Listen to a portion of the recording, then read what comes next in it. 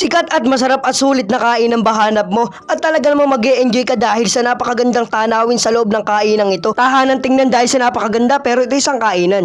At masisigurado ko na sulit ang iyong ibabayad dahil sa napakaraming serving at napakalalaki ng kanilang mga karne. At nag-enjoy talaga ako sa pagkain dito dahil 7 dishes ang aking in-order at talaga naman sa lahat ng pagkain na yun ay walang isang pumalpak at talaga namang 100% sa sobrang sarap. Nandito ako ngayon sa Barangay San Sebastian, Hagonoy, Bulacan para ipakita sa inyo ang isang sikat na kainan na talaga namang dinudumog at pinipilahan gabi-gabi ng mga tao rito. Dahil sa napakagandang view dito sa kainang ito at talaga namang mag-e-enjoy ka dahil dito ay pwede ka mag-video at pwede rin kayong uminom. At talaga namang napakaaliwalas at napakalinis mula sa labas at mula sa kusina. Siguradong malinis at bagong luto ang pagkain mo dahil dito sa harapan ng kainan nila mismo nakalagay yung kanilang kakalanan. Sa Barangay San Sebastian, Dulong Sukol ay matatagpuan mo na lang ang kanilang kainan na talaga namang pinipilahan at dinudumog ang sislingan sa garahe. Madalang ang ganito kaya naman talaga namang ako dahil sa harapan ng kainan mismo ay makikita mo ang kanilang lutuan kaya namang masisigurado mong malinis, bagong luto at napakasarap. Nagsama na nga ako ng 2 baka para sa laban o kainan mamaya. At ibahin mo rito habang inaantay mo ang iyong order ay meron pang pasok. At kung ikaw nga ay manginginom ay available din dito sa kanila ang mga alak. At eto nga pala ang kanilang mga nagsasarapang mga menu katulad nitong crispy kare-kare, sisig, chicken inasal, pork chop, tapa, Hungarian sausage, fried chicken. At lahat ng yan ay merong 1 Java rice. At hindi lang 1 Java rice dahil dito ay only rice, only soup, only gravy at only wifi na rin. At dumating na nga po pala ang aming mga pagkain na order at talaga namang napakarami at talaga namang pong mapapalaban na naman po kami rito. At dito na nga muna tayo tumungo sa kanilang napakalaking fried chicken na talaga namang napakanilamnam at napaka-creamy ng kanilang gravy. Kaya naman pinersbet ko na itong kanilang napakasarap at napakalutong at napakalaki nilang fried chicken na talaga namang sulit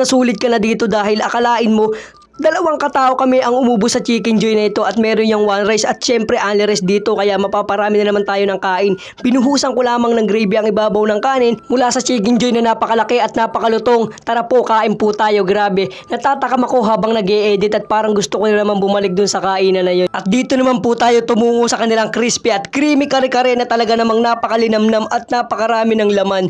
Grabe, isa rin to sa mga only rice dito na talaga namang meron pang sawsawan na bagoong at ito yung bagay na bagay rito. At magpe-first bite na nga tayo dito sa kanilang creamy, crispy kare-kare na talaga namang napakasarap. Grabe, sulit ka na dito, hindi lang only rice kundi only rin sa sarap. Grabe, nag-enjoy talaga ako sa pagkain dito dahil bumagay talaga yung nilagay nating bagoong alamang. Hindi man ako nakaraming kanin pero yung mga kasamahan ko ay busog na busog dahil nga dito ay only rice. At dito naman po tayo tumungo sa kanilang napakasulit at napakalaking pork chop. Talaga namang binagaya ng chicken oil at napakasarap at napakalilamlam ng kanilang pork chop. At subukan muna po natin sa walang kanin. Grabe, eto na yata yung pork chop na kahit walang sausawan ay napakasarap lalo nung nilagyan ko siya ng chicken oil. Grabe, sulit at napakalaki ng kanilang pork chop. At syempre ang kanilang Java rice na only at talaga namang meron pang fried garlic sa ibabaw. At nung nilagyan ko ng chicken oil, grabe, bagay na bagay talaga para akong nasa mang inasal. At dito naman po tayo sa kanilang tapa na talaga namang napaka-creamy ng sauce at binagayan pa ng kanilang toyo mansi. At first bite na po tayo dito sa kanilang creamy tapa. Grabe, sulit at hindi ka talaga manghihinayang sa ibinayad mo rito dahil tingnan nyo naman natulala ako sa sobrang sarap.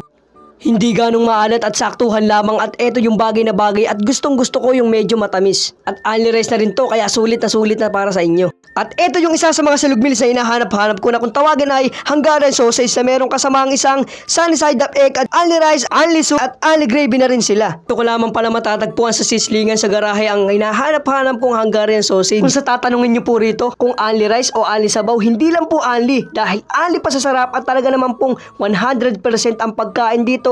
At wala na isa ang pumalpak dito sa mga kinain ko at talaga namang pasok na pasok sa pangmasa lalo na sa mga kabataan magkakabarkada kaya dayuhin na natin to sa Barangay San Sebastian, Sukol Dulo, Hagonoy, Bulacan. At bago po matapos ang aking video ay gusto ko muna pong pasalamatan ang sislingan sa garahe ng Barangay San Sebastian, Hagonoy, Bulacan, Dulo, Sukol. At maraming salamat din po sa inyong pagsuporta at pagpollow at panonood sa aking mga video. Mag-iingat po tayo palagi. God bless you all. Bye bye!